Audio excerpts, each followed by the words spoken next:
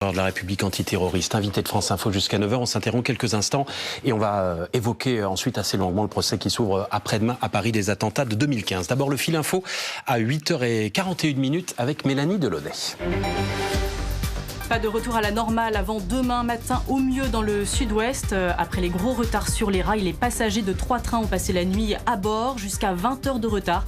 Pour les voyageurs d'un TGV à destination de Paris qui doit arriver d'ici une demi-heure, le ministre des Transports assure que la SNCF remboursera les billets à 300%.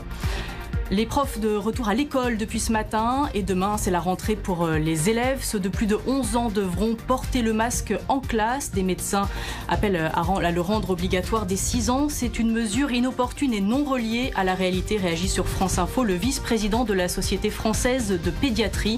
Robert Cohen rappelle que les enfants sont moins contaminés et moins contaminants pour le coronavirus. Il avait promis de revenir, Emmanuel Macron, de retour au Liban ce soir, près d'un mois après l'explosion meurtrière dans le port de Beyrouth. Il appelle à un nouveau pacte politique. Il n'y a pas de lassitude, on a toujours envie de gagner, assure l'attaquante de l'Olympique lyonnais qui a gagné hier soir. Les footballeuses françaises, les footballeuses tricolores ont remporté la Ligue des Champions pour la 7e fois d'affilée. France Info. Le 8-30 France Info, Salia Brakia, Marc Fauvel. Toujours avec le procureur de la République.